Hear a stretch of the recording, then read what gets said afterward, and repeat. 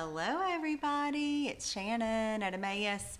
Thank you for joining us. I just want to get started. It's 11:31, so we want to be on time.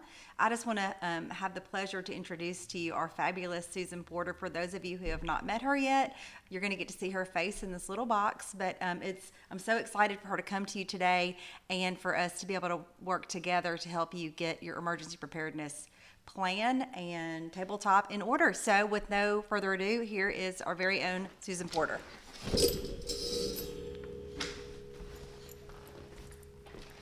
Good morning and happy fall to everybody. Welcome to our emergency preparedness tabletop exercise. Like Shannon said, I am Susan Porter with Emmaus Consulting, and I'm an RN. I have 31 plus years of experience with public health, and the last 5 was working in the field of emergency preparedness. So I hope that you will use this drill presented today to better prepare your clinics and your staff's reaction if they're faced with this type of emergency or event in your area. So we're going to look at the scenario provided, think about the questions presented, and discuss how your clinic would react and respond to this type of emergency. You should have received an email with the sign-in form, the PowerPoint, the after-action report improvement plan form, and the last form is used to record your positive findings as well as your needs for improvement for your clinic. So once completed, place the sign-in form, get your sheet ready. You got your copy of your PowerPoint and that AAR IP plan in your emergency preparedness manual under your testing tab. When they come to look and do your audit, they'll be looking for that. So our purpose today is to make you think about this possible emergency. How will you respond to protect your clients, your staff, and your facility? And how are you going to be better prepared for your actions for you to stay safe in this event? Oh, so you can ask a question. There should be a comment section there, so you can go in there and do that if you have any questions. And we can answer them live. And we will answer them live. Good deal. So for an additional exercise, I suggest what you take today, what you learn, and then actually do a drill in your clinic. So pretend that this event is actually going to happen. Identify what each employee's responsibilities and actions will be, and then practice them. Each training opportunity will make you more prepared and identify your areas of concern. So let's get started. Right here? Yeah. You might actually have to click right here. So this, we've got that going. So the name of this exercise is spinning out of control. Have you figured out what it's going to be yet? We're going to talk about some administration and safety. We're going to go over the exercise. Then we'll have the hot wash. And then we'll also have time for questions.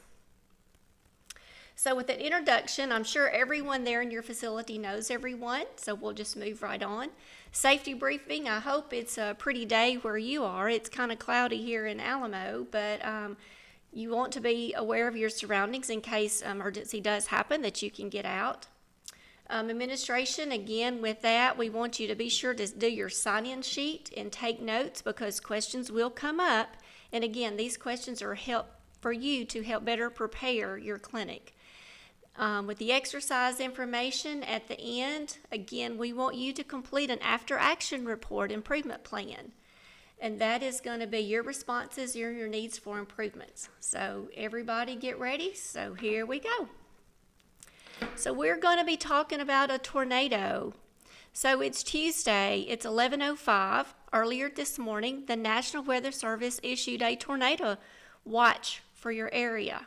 A large line of powerful thunderstorms is approaching, and the conditions are favorable for tornadoes to develop. So some information that we're going to gather is we're going to monitor the weather conditions. So these are some themes. You're going to look at your employee notification and communication plan. And you're going to look at what could potentially affect your operations there in your clinic. And what decisions are going to need to be made and who are those decision makers.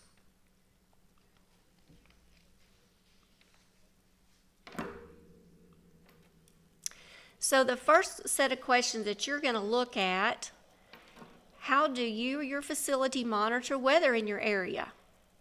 So this is the discussion time. So we're going to go over these questions, then I'm going to give you a few minutes to please discuss these within your facility, where you will know all the answers and come up with the best plan for your facility. So how do you monitor your weather? Does everybody have that on your phone?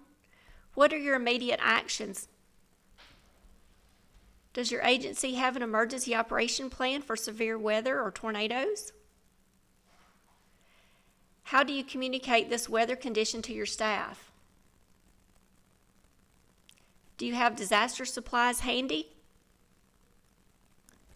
And are you and your staff prepared if this storm comes your way? And have you had a drill? Have you had that training? Have you reacted to it? So take a few minutes and discuss those questions, and we'll be right back. We're going to leave the slide up where you can go over those.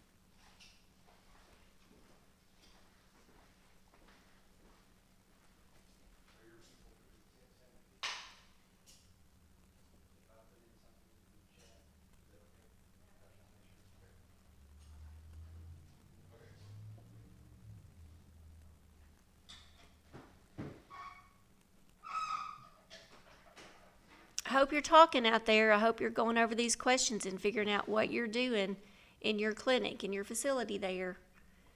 Important things to know: how you're going to communicate,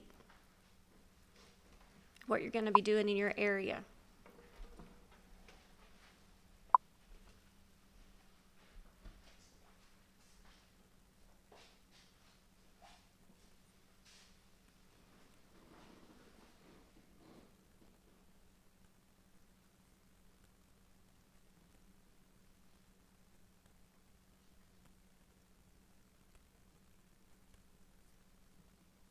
Remember, you can make comments or ask questions along the time. We're going to give a couple more minutes for discussion, and then we're going to move on to the next situation.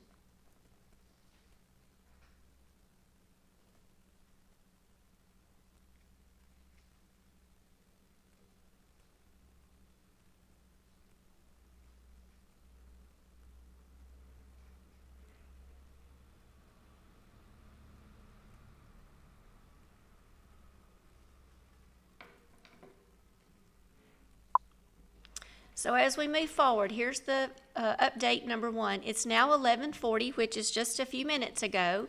A large tornado, initially thought to be an enhanced Vegeta EF3, I'm sure you've heard of EF3 tornadoes or the scale of that, has hit your neighboring city approximately 10 miles southwest of here. It's pretty close. The National Weather Service reports that the storm system responsible for this tornado is headed directly towards your area and has issued an immediate tornado warning, a warning for your city and surrounding areas. A little more serious when you get that warning. So what are we going to do now? So as we prepare for this incoming storm, you're going to look at your employee notification and communications. What about sheltering in place? What are your policies for that? Where are your supplies, or what supplies do you have that may be needed? And always, what about our family? Are they prepared? When we're faced with situations, we want to make sure that our family is prepared. So here's your next set of questions. How do you inform your staff and patients of incoming severe weather? Where do you go in your facility to shelter in place? If you already have a place picked out, how many can you get in that area? What if it's a busy time in your clinic? How many people will it hold? How do you know if you have all the patients, the visitors, and employees in your facility in that safe area? A lot of times, patients will bring other people with them that may be sitting out in the waiting room. And what about supplies do you have available? Are they where you can get to them? So let's think about those questions. Talk among yourself, answer them, decide where you're going to shelter in place. Think about if that's the best place. What do you have to make sure that you have all your patients accounted for and your visitors and employees? And what about your supplies? So take a few minutes and talk about those.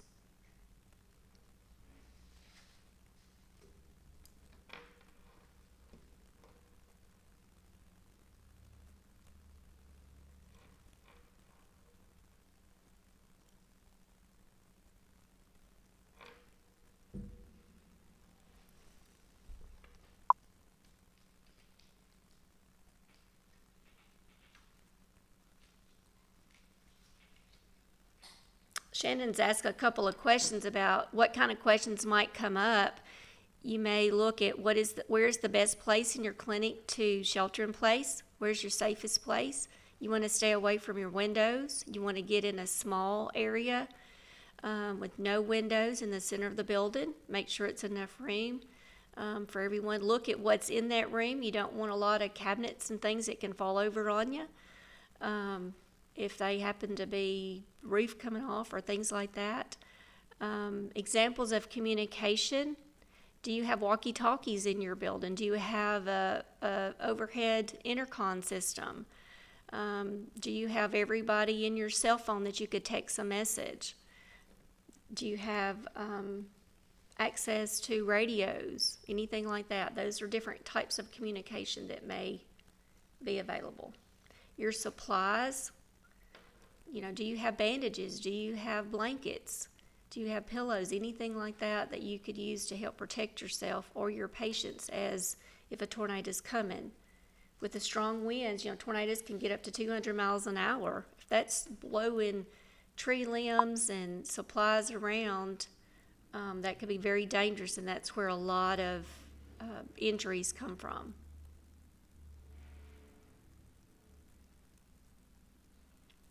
Shannon's also asking at what point do we shelter in place?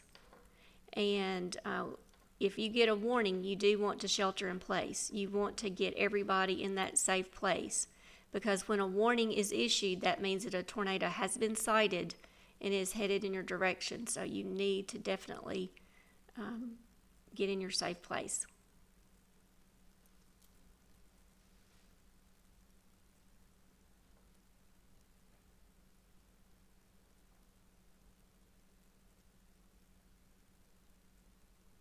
Few more minutes for y'all to discuss, and then we'll move on to the next scenario update.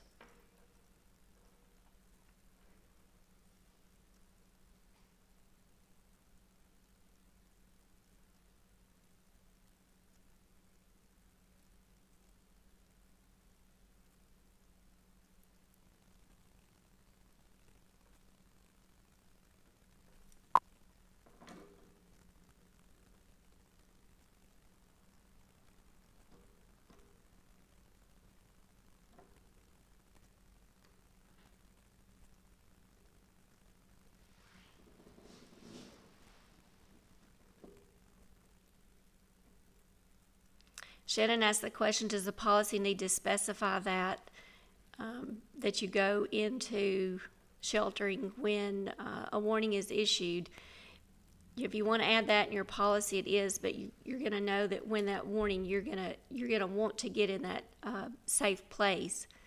So you should just know that if there is any type of event that happens, then you want to make your patients and your staff as safe as they can be. So let's move on to the next scenario. So at 11:48, which is just a few minutes ago, a large tornado touched down on the outskirts of the city that you're at, near a highly populated neighborhood. You hear a loud rumbling noise. You hear the train coming, the power goes out, and the building begins to vibrate. You hear the sound of breaking glass and flying debris. The sound intensifies, and then it gradually fades. So what has happened? So with this, we're going to take action. So we're going to talk about what are your immediate actions and your priorities. What about evacuation, or do we shelter in place? What about our first aid training and our supplies? Are they where we can get to those? And how are we going to take care of our patients and our employees there? We want to make sure, again, that we're accounting for all of our employees, our patients, and our visitors. Do you have that list of everybody there? And our critical operations, what damage has happened to our building? So these are some questions that I want you to discuss. So what are your immediate actions and priorities? What are you going to do first? Do you evacuate, or do you shelter in place? Who decides that? And do you have a plan to evacuate your building, and where are you going to go? Are your first aid supplies in the same area where you're going to be sheltering in place, or are they across the clinic in another clinic room that you can't access? Is everybody accounted for? And how are you going to manage with no power? Electricity's out. How are you going to see to get through the clinic? So think about those questions, discuss those, and we're going to give you a few minutes to go through that.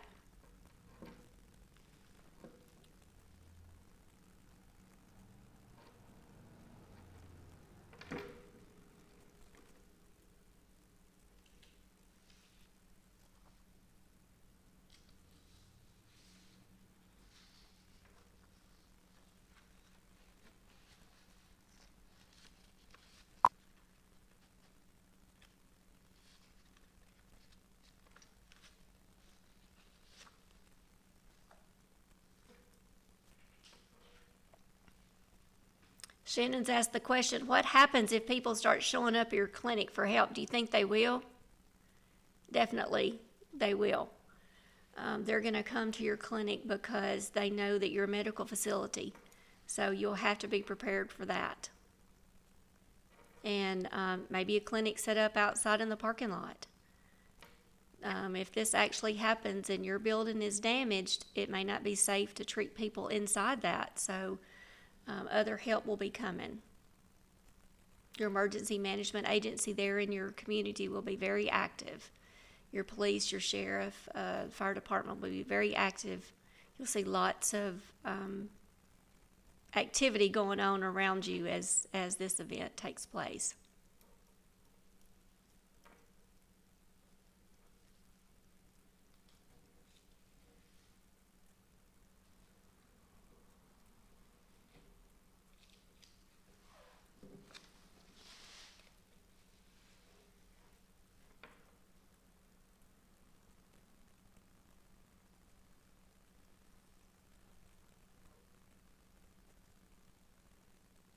A few more minutes and we'll move on to scenario number 3.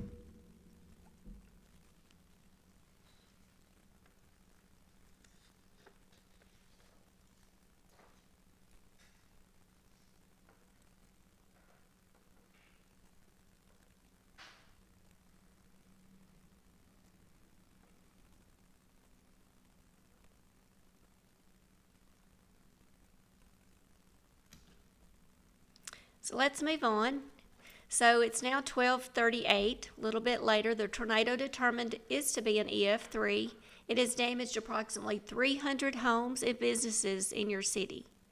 At least 50 people have various injuries, and an unknown number of people are missing. Your facility has suffered extensive damage, and at least you have 2 employees and 1 patient that are missing. Search and rescue efforts are ongoing. The mayor and the fire chief are asking people to leave the affected area and not return until the area has been decided to be safe. Let's hope that never happened, right? So we're talking about recovery now. So we're looking at our immediate actions and priorities. What about our critical community services? Employee communications? Employee work status? What about all the documents you have in your building? And what about community support? So these are questions that I want you to think about and talk about. What are your immediate actions and priorities? What are you going to do first? How do you protect your facility? How do you respond to help those that are injured? Is there a plan in place to reach employees who were not at work at the time or recruit extra help? And what resource needs do you anticipate? So think about those questions for a few minutes.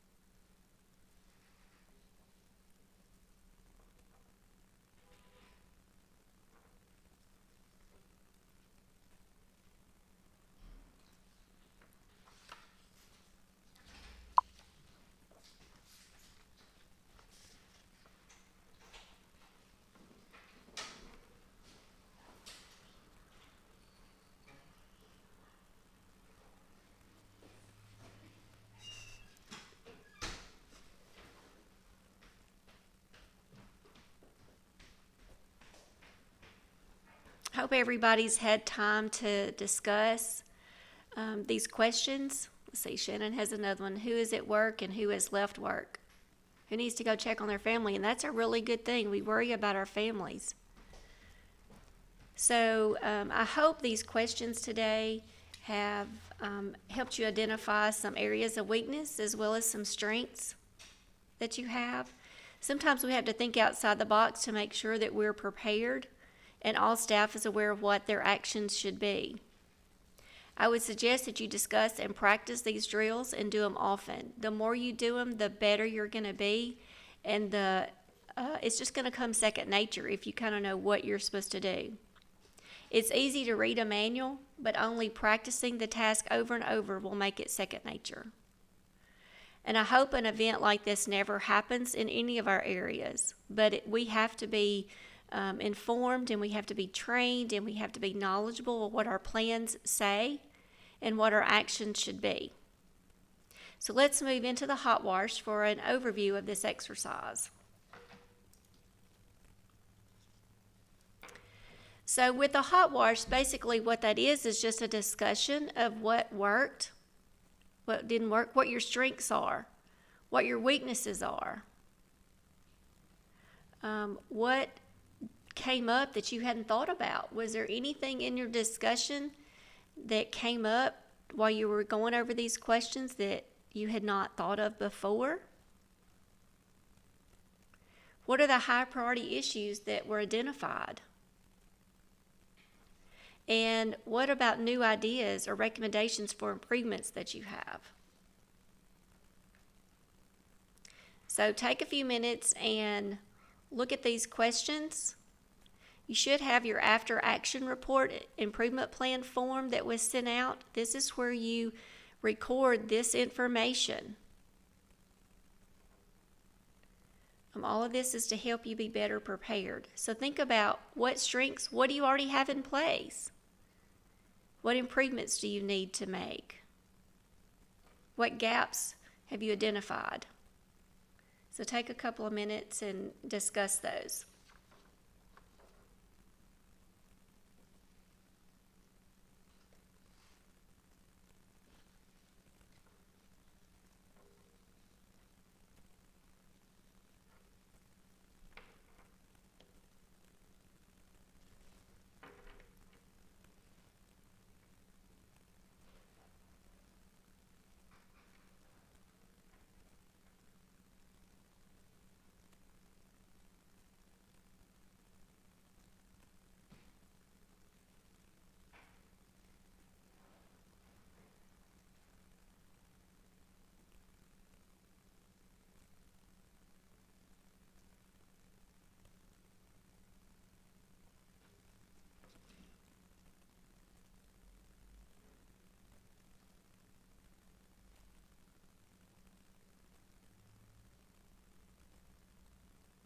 So we're going to go on and proceed to our next steps.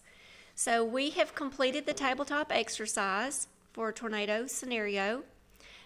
You've got your draft report from the tabletop that you've been working on to hopefully identify those weaknesses, those strengths. You may want to look around and see what you need to do as far as assign leadership roles or assign responsibilities or assign certain areas within the clinic to have people responsible to make sure that all the patients and all the visitors are out of certain areas. Make sure that every staff person knows where they're supposed to go, what they're supposed to do. Where's your safe room? Where's your supplies? It's very important that you communicate with the people that you work with so that everyone can be prepared. A great resource is ready.gov. If you've not been to that website, I would suggest you go there.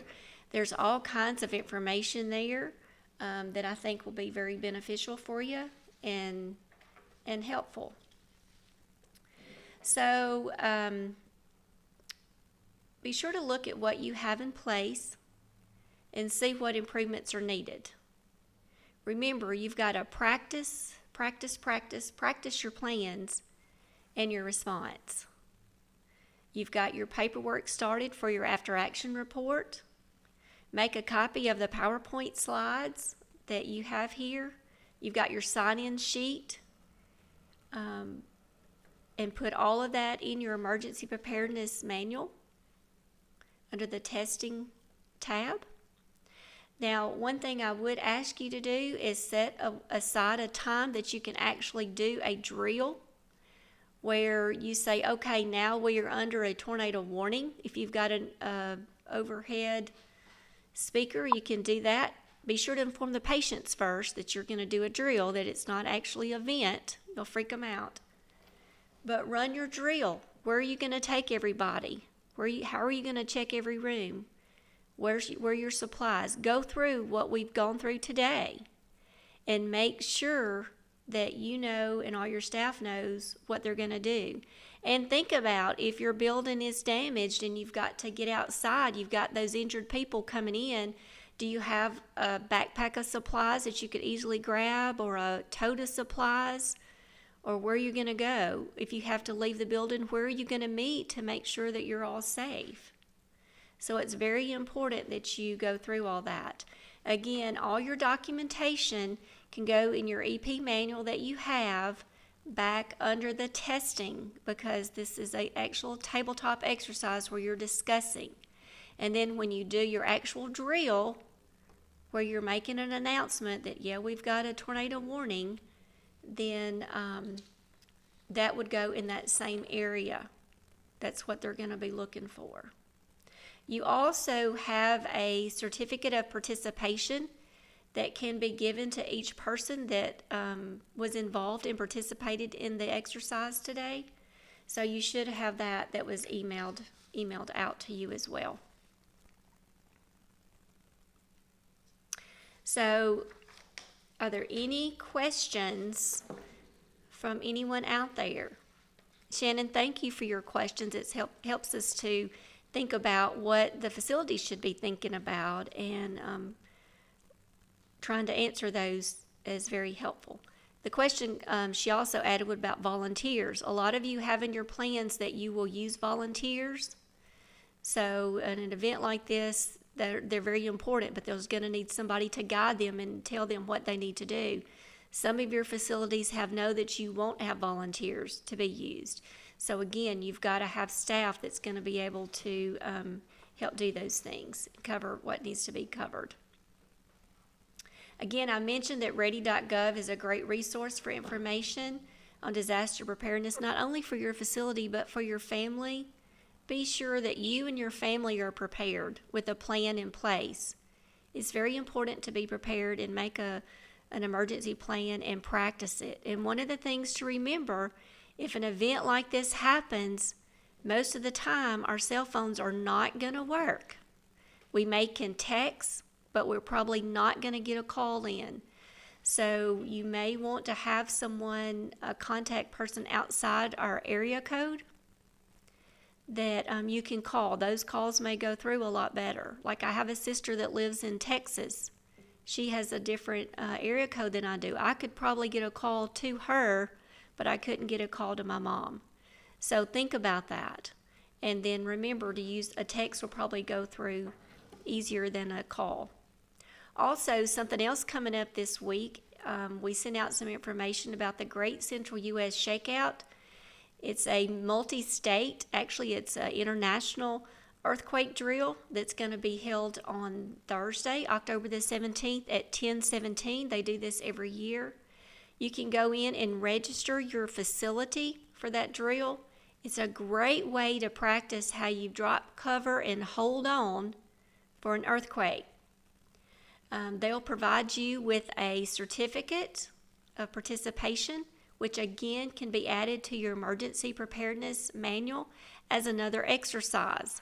When we used to do this in our office, I would go around and take pictures of people under their desk, or how they would hide, get under something to cover, or how they would try to protect themselves from things that were falling during an earthquake.